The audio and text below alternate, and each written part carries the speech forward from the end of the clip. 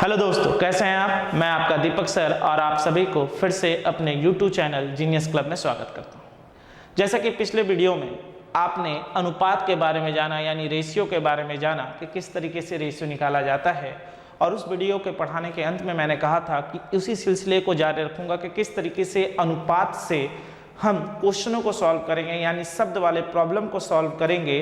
तो आज जो कि मैंने पिछले वीडियो में आपसे कहा था, वादा किया था, उस वादे को आज निभाऊंगा इस वीडियो पे। और इस वीडियो में मैं उसी प्रॉब्लम सम्स पे बात करूंगा, क्योंकि जो वादा किया है वो तो निभाना पड़ेगा ना।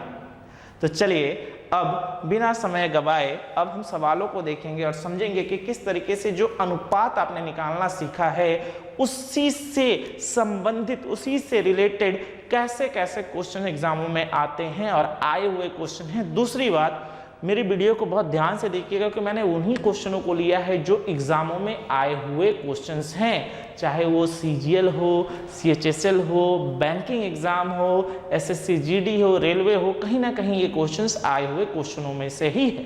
तो चलिए बिना समय गवाए हम सवालों की ओर बढ़ते हैं और देखते हैं हमारा पहला क्वेश्चन क्या है और कॉन्सेप्ट के साथ समझेंगे सवालों को। ₹9,000 is divided among A, B and C in the ratio 4:5:6. Then find the amount they will get. क्या कहा गया है? 9,000 रुपए को A, B और C में 4:5:6 के अनुपात में विभाजित किया जाता है, तो B को कितने राशि मिलेगी। तो हमसे सवाल में क्या पूछा गया है दोस्तों कि A, B और C में जो राशि है वो कितने के अनुपात में, 4:5:6 के अनुपात में क्या किया गया है, डिवाइड किया गया है, यानी 4:5:6 के रेशियो में क्या किया गया है, डिवाइड किया गया है। तो आपसे पूछ रहा है B को कितने रुपए मिलेंगे। मैंने एकदम बेसिक क्वेश्चंस लिया है और मैं एक बात आपसे कहूंगा कि इस कॉन्सेप्ट को बड़े अच्छे से ढंग से पकड़ना कि क्या कहा गया है। इस कॉन्सेप्ट्स को अच्छे ढंग से पकड़ना क्या कहा गया, क्योंकि धीरे धीरे हम सवालों के लेवल्स को क्या करते जाएंगे, बढ़ाते जाएंगे। और मैं फिर से कह रहा हूं, ये सब क्वेश्चंस कहीं ना कहीं एग्जामों में आए हुए क्वेश्चंस हैं, तो ढंग से देखिए तो आप समझ पाएंगे एग्जामों का लेवल क्या था। दूसरी बात, जो बच्चा, जो हमारे मित्र, जो हमारा दोस्त ये वीडियो अभी यानी पहले देख रहा है, आप कृपया करके इसके पहले वाले वीडियो को देखिए जो कि रेशियो निकालने के ऊपर है, तब आप इन चीज़ों को ढंग से समझ पाएंगे अगर आप रेशियो के बारे में यानी अनुपात के बारे में नहीं जानते। तो आइए सवालों को सॉल्व किया जाए। तो हमसे सवाल में B के बारे में पूछा गया है दोस्तों, तो हम कहेंगे सर A अनुपात B अनुपात C यानी A:B:C का जो रेशियो है वो कितने के बराबर है, 4:5:6 के बराबर है। तो हमें B जो पा रहा है वो कितना यूनिट पा रहा है, तो हम कहेंगे सर 5 यूनिट पा रहा है। और ये 5 यूनिट कितने में पा रहा है, तो हम कहेंगे 4 + 5 + 6, यानी B जो है 5 यूनिट पा रहा है कितने में, 15 यूनिट में। यानी B को 5 भाग मिल रहा है कितने में से, 15 भाग में से। और ये 5/15 भाग कितने का, तो हम कहेंगे सर कुल राशि हमारे पास यानी कुल रुपए हमारे पास कितना था, 9,000 था। तो आइए सॉल्व करते हैं दोस्तों। यहाँ से क्या, तो 5/15 गुने ₹9,000, यानी यहाँ से अगर हम काट दे तो ये कितने बार में, 3 बार में, और 3 से काट दे तो ये कितना, 3,000। यानी B को जो राशि मिलेगी, यानी B को जो सम मिलेगा वो कितने के बराबर होगा, तो हमारे सवाल का आंसर होगा कितना, 3,000। ठीक, यानी हमारे सवाल का आंसर कितना होगा, 3,000। ये एक बनाने का तरीका हुआ जहाँ पे हम इस तरीके से फ्रैक्शनल वैल्यू लेकर करते हैं, यानी B को जितना यूनिट मिल रहा है वो दिया, टोटल इतने में इतना।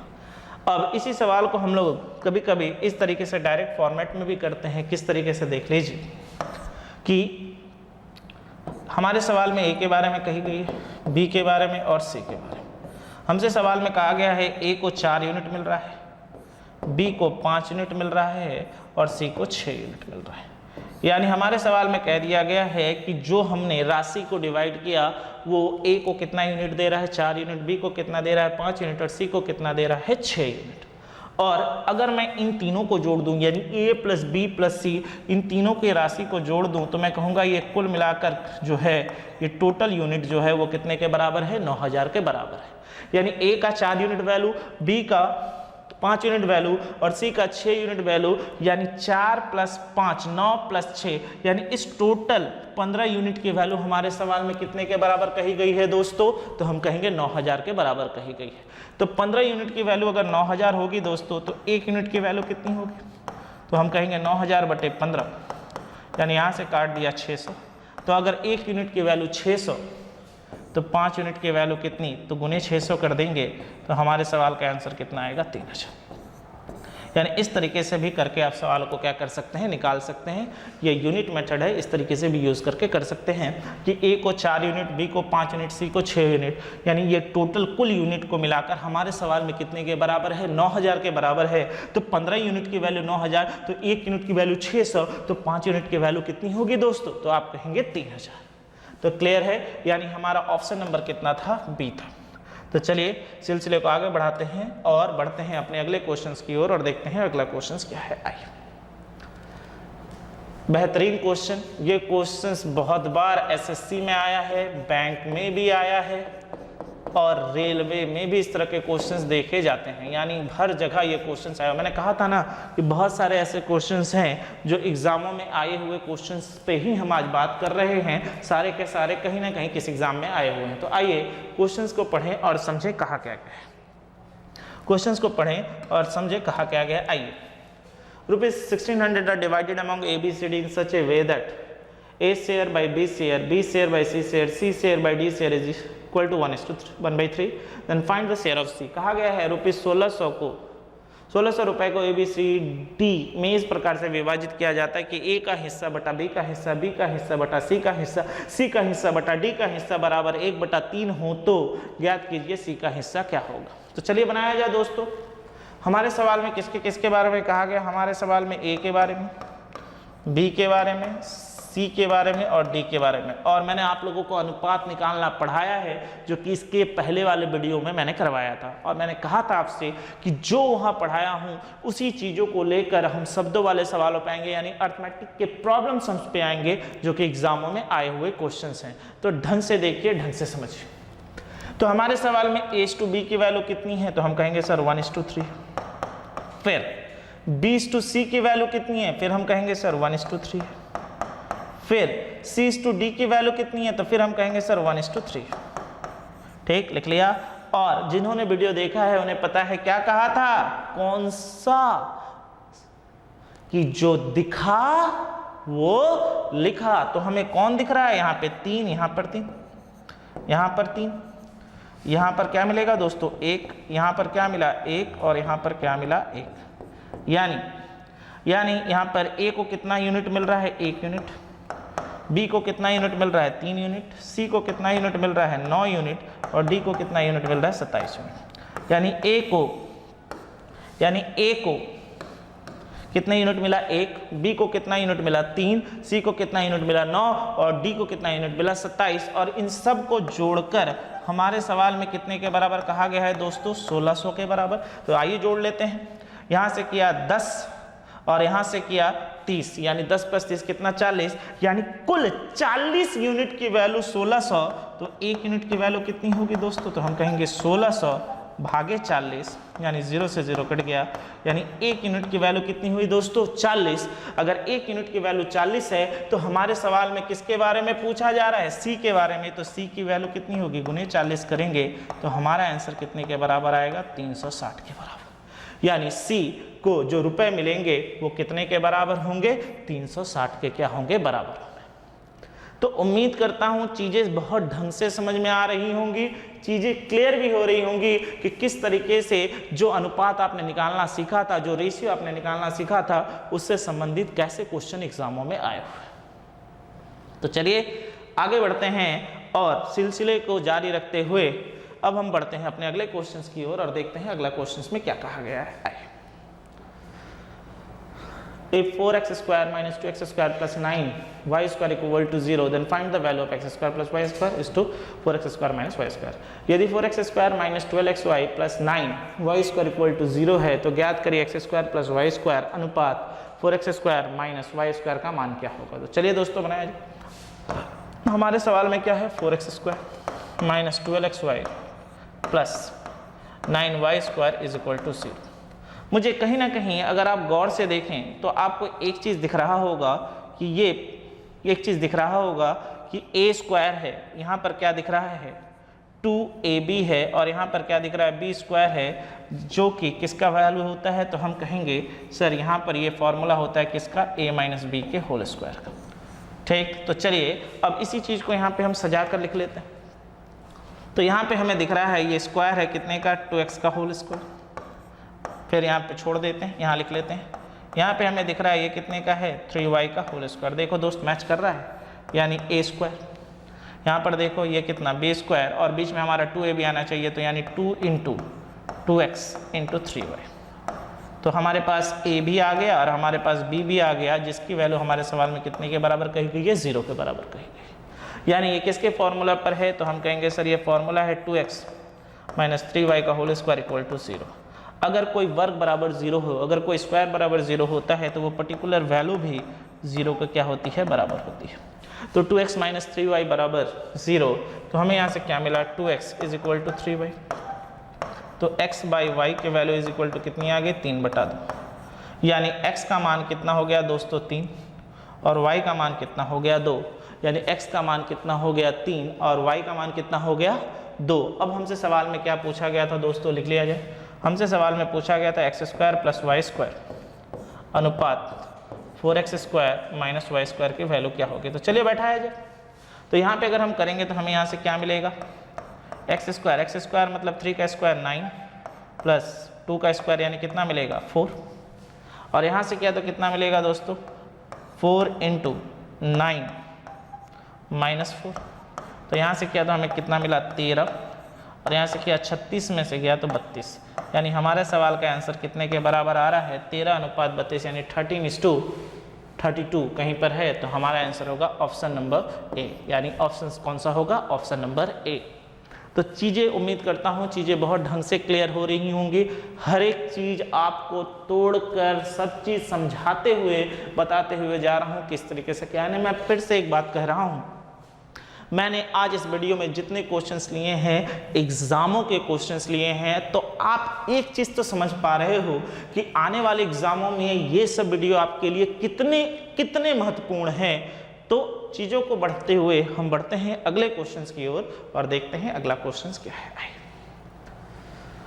चलिए सवालों को पढ़ा जाए और समझा जाए। ₹5900 is divided among A, B, C, D in such a way that the amount of A and B are in the ratio 3:4 and that of B and C are in the ratio 5:6. Then find the sum of money A will get. 5,900 रुपए को A, B और C के बीच इस तरीके से बांटा गया कि A और B की राशि 3:4 के अनुपात में है, B और C की राशि 5:6 के अनुपात में है। तो ज्ञात कीजिए A की धनराशि क्या होगी। तो चलिए दोस्तों बना लेते हैं। हमने हर एक चीज़ों के बारे में पढ़ा है। तो यहाँ पर A है, यहाँ पर B है, यहाँ पर C है। अब यहाँ पे आप कुछ भी लगा सकते हैं, आपकी मर्जी। यहाँ पर कहा गया है A अनुपात B कितने के बराबर है, तो हमारे सवाल में कह दिया गया है कि ये 3:4 है, और यहाँ पे कहा गया 5:6। तो चलिए ले लेते हैं। तो यहाँ पे अगर हम करेंगे तो क्या मिलेगा दोस्तों, 4, और यहाँ पे करेंगे तो हमें क्या मिलेगा, 5।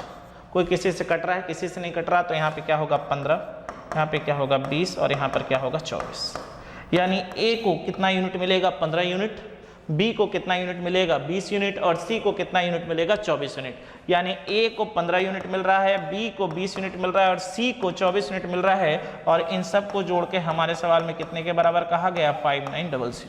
तो चलिए जोड़ लेते हैं, 24 प्लस 15 39 प्लस 20 यानी 59 ही आ रहा है। यानी तो 1 यूनिट की वैल्यू कितनी होगी, 5900 डिवाइडेड बाई 59, यानी 1 यूनिट की वैल्यू हमारे सवाल में कितने के बराबर आ गई, 100 के बराबर। और पूछा किसके बारे में गया था, पूछा गया है A को कितनी धनराशि मिलेगी। तो 15 यूनिट बराबर कितनी होगी दोस्तों, तो 15 यूनिट बराबर आप कहेंगे सर 1500 होगी। 15 यूनिट की वैल्यू कितने के बराबर होगी दोस्तों, तो आप कहेंगे 15 यूनिट की वैल्यू कितने के बराबर होगी, 1500 के बराबर होगी। यानी हमारा आंसर क्या होगा, ऑप्शन नंबर डी।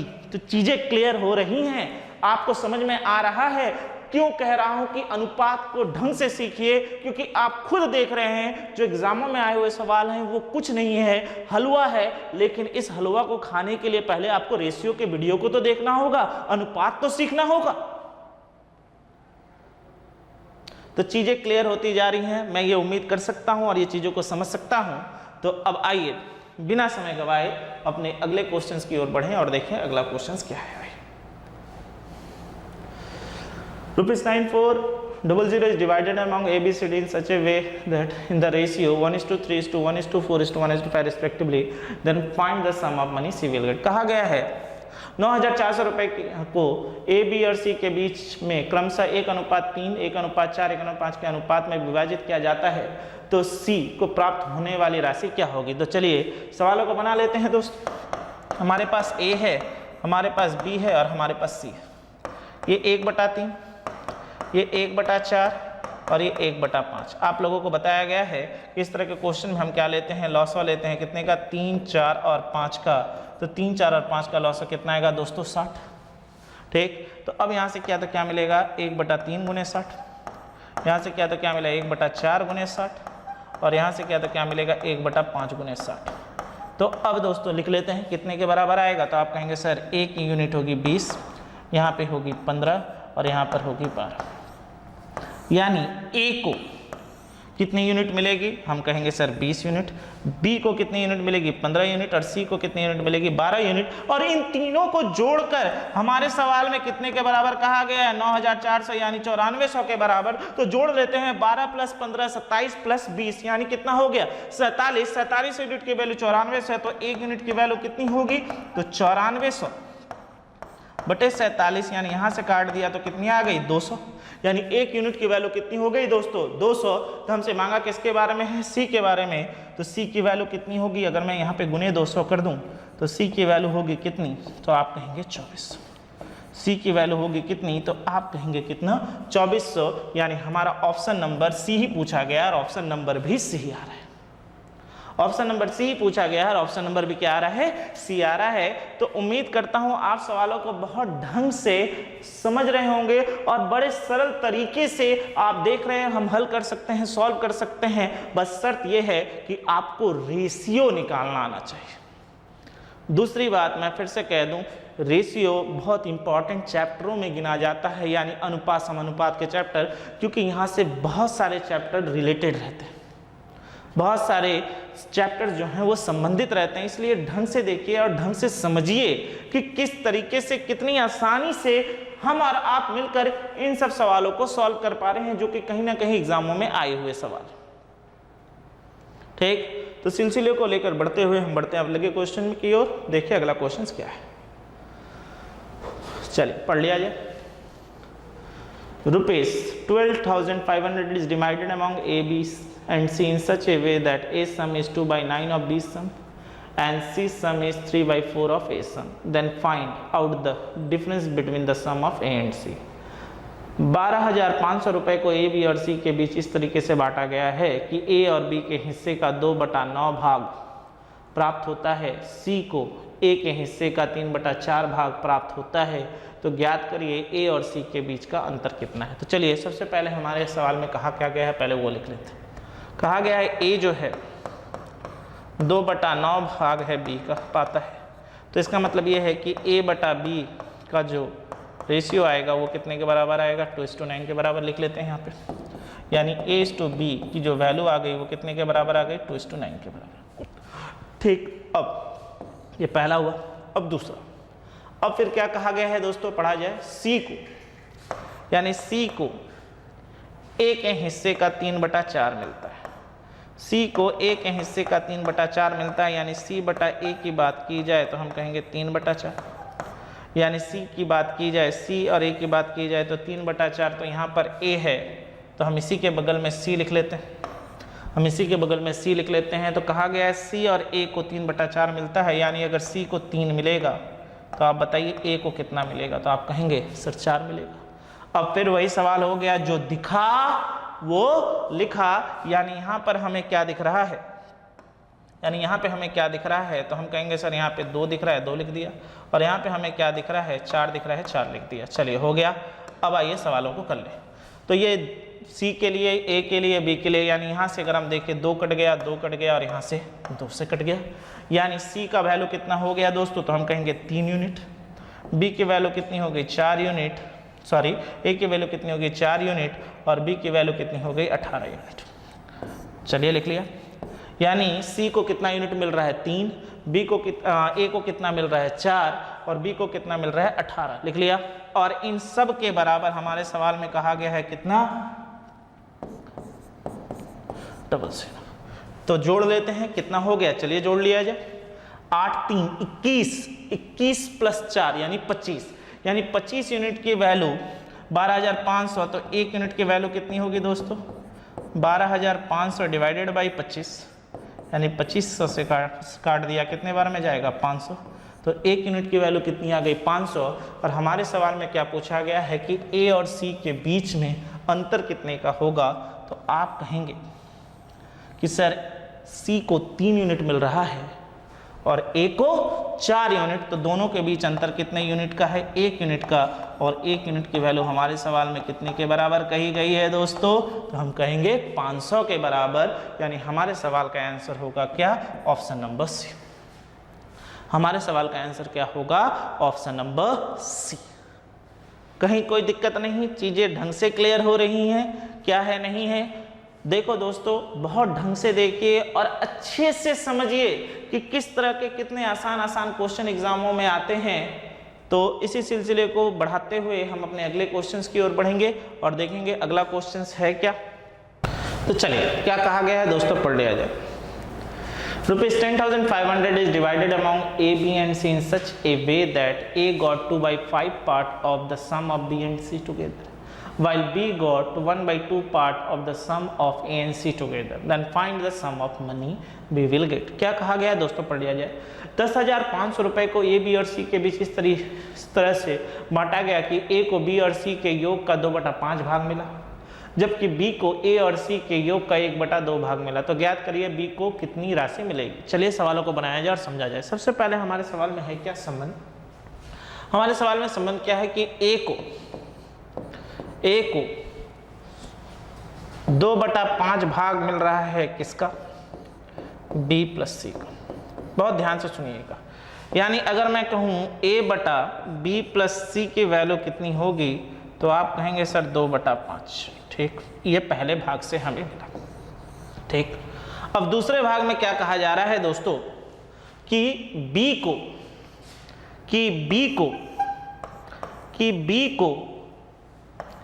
1/2 भाग मिल रहा है किसका? A प्लस C का। यानी यहां से अगर हम करते हैं तो B/A प्लस C की वैल्यू कितने के बराबर हो रही है? तो आप कहेंगे 1/2 के बराबर हो रही है।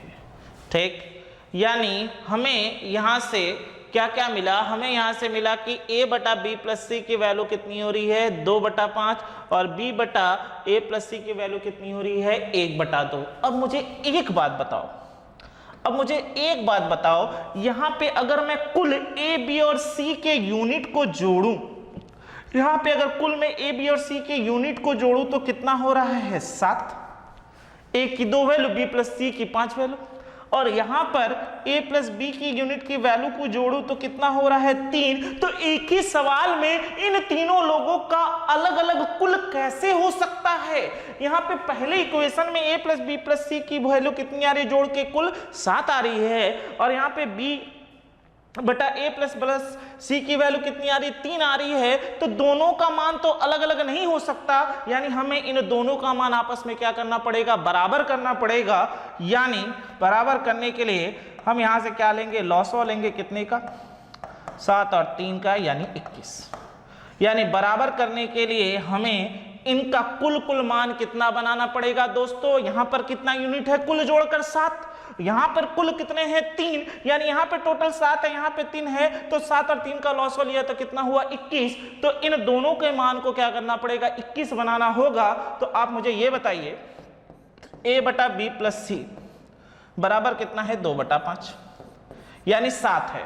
तो 21 बनाने के लिए दोस्तों आप कितने से गुना करेंगे? तो कहेंगे सर मैं ऊपर नीचे 3 से गुना करूंगा, काम हो जाएगा, क्योंकि 7 तियां 21 होता है। तो इसका मतलब यह है कि हमें यहां से क्या मिला? A की वैल्यू 6 यूनिट और B प्लस C की वैल्यू 15 यूनिट है, यानी टोटल जोड़कर 21 हो रहा है। और फिर हमारे सवाल में क्या है? B/A प्लस C की वैल्यू जो है वो कितने के बराबर? 1/2। तो दोस्तों हम यहाँ पे कितने से गुना करेंगे? 3 है तो 7 से गुना कर दिया, तो हमें यहाँ से क्या मिल गया? 7/14।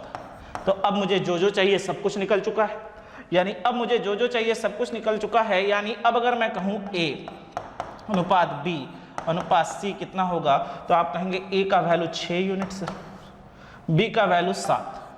यानी ए अगर 6 पा रहा है, बी अगर 7 पा रहा है, कुल 21 हैं, तो आप खुद बताइए सी कितना पाएगा? 8, 8 7 15 प्लस 6 21, यानी ए अनुपात बी अनुपात सी की वैल्यू कितनी हो गई? 21, यानी 6 अनुपात 7 अनुपात 8 लेकर और कुल जोड़कर 21। और हमसे कहा कितना गया है? हमसे कहा गया 10,500 को भाग करिए और बताइए कि बी को कितना मिलेगा। तो चलिए लिख लेते हैं। इसके बराबर हमारे सवाल में कहा गया है 10,500।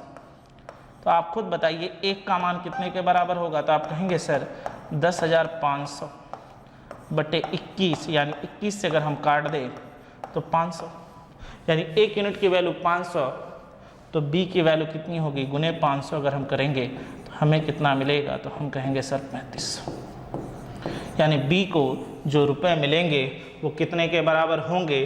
तो हम कहेंगे 3500 के बराबर होंगे। देखो ये कुछ अच्छे सवालों में से एक सवाल है, कुछ नहीं करना था, यहाँ पर दिए गए अनुपात को यानी इन दोनों अनुपात के कुल को क्या करना था? समान करना था। समान होने से आपका सवाल सीधे सीधे बन गया, सवाल में कुछ रहा ही नहीं। अब इसी चीज को बहुत हुआ मानकर एक्स वाई जेड मान के बनाया जाता है, ऐसा कुछ मत करिए। सीधा सीधा लॉजिक समझिए कि किस तरीके से सवालों को करना है, क्योंकि एक ही सवाल में कुल कभी भी अलग अलग नहीं हो सकता। सीधे सीधे कुल को बराबर कर दीजिए, आपका सब कुछ क्या होगा? मिल जाएगा। तो उम्मीद करता हूं इस सवाल में कहीं कोई दिक्कत नहीं होगी। चीज़ें हर एक ढंग से हर एक चीज़ें क्लियर होती जा रही हैं कि कैसे क्या है नहीं है, देख लीजिए, समझ लीजिए। और इसी तरीके का एक और प्रश्न हम लेते हैं और फिर उसे भी हम क्या करते हैं? सॉल्व करते हैं। तो आइए देखें इसी तरह के क्वेश्चनों को और बनाया जाए जो कि एग्जाम में आए हैं। चलिए, ₹7,500 is divided among A, B and C in such a way that A got 3/7 part of the sum of B and C together, while B got 2/3 part of the sum of A and C together. Then find the sum of money C will get. 7,500 रुपए को A, B और C के बीच इस तरह बांटा गया है कि A को B और C के योग का 3/7 भाग, जबकि B को A और C के योग का 2/3 भाग मिला। तो ज्ञात करिए C को कितनी धनराशि मिलेगी। चलिए बनाया जाए, यानी एक ही की तरह के सवाल हैं, तो चलो दोस्तों कर लिया जाए। कहा क्या गया है कि A को 3/7 भाग मिलता है, A को 3/7 भाग मिलता है किसका? B plus C। तो यहाँ से हमने सॉल्व किया तो क्या मिला है? A बटा B प्लस C की वैल्यू कितने के बराबर हो गई? 3/7 के बराबर हो गई, यानी ये पहले से मिला, पहले लाइन के इंफॉर्मेशन से हमें मिला जो दिखा गया था। फिर हमसे क्या कहा गया है? B को 2/3 भाग मिल रहा है कितने का? A प्लस C का, यानी यहाँ से हमने किया तो B बटा A प्लस C की वैल्यू कितनी हो रही है दोस्तों? 2/3। ठीक, तो आप अगर यहाँ पर देखें तो इसका कुल जोड़कर कितना है? 10 है, और इसका कुल जोड़कर कितना है? 5 है। यानी दोनों के अलग अलग तो नहीं हो सकते, जैसा कि हमने पढ़ा है कि A plus B plus C का कुल कितना है? 10 है, और B plus A plus C का कितना है? 5 है। तो हम क्या करते हैं? आप खुद बताइए। हम लॉसो ले लेते थे, लॉसो लेंगे 10 और 5 का, तो हमें क्या मिलेगा? 10 मिलेगा। लॉसो लेंगे 10 और 5 का, तो हमें क्या मिलेगा? 10 मिलेगा। तो हमारे पास यहाँ पे ऑलरेडी 10 है, तो हम यहाँ से कह सकते हैं कि A plus B plus C बराबर कितना है? 3/7, और यहाँ पे कुल 10 है। तो हम यहाँ से ये कह सकते हैं कि A का जो मान होगा वो 3 होगा, A का जो मान होगा 3 होगा। और हमारे पास यहाँ पर क्या है दोस्तों? B बटा A प्लस C का जो मान है वो कितने के बराबर है? 2/3। तो इसे हमें कितना बनाना होगा बताओ? 10 बनाना होगा, तो गुने 2/2।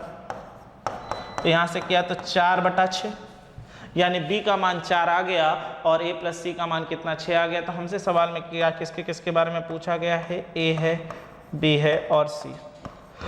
तो A का मान अगर 3, B का मान अगर 4, तो आप खुद बताइए दोस्तों कि 10 में से अगर A का मान 3 है, 10 में से B का मान 4 है, तो आप खुद बताइए C का मान कितना होगा? 3। यानी A अनुपात B अनुपात C का मान कितना हो गया? 4, 3:4:3। और इस सब को जोड़कर हमारे सवाल में कितने के बराबर कहा गया है? इन सब को जोड़कर हमारे सवाल में कहा गया है 7500। इन सब के बराबर हमारे सवाल में कितना कहा गया है? 7500।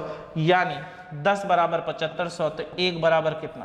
तो हम कहेंगे 7500 बटा 10, यानी 0 0 कट गया, यानी 3 बराबर कितना होगा दोस्तों, गुने 750 अगर हम करेंगे तो हमें कितना मिलेगा 2250, यानी 2250 है कहीं ऑप्शन में, तो ऑप्शन नंबर क्या होगा, ए होगा, यानी 2250, यानी ऑप्शन क्या होगा, ऑप्शन नंबर ए होगा।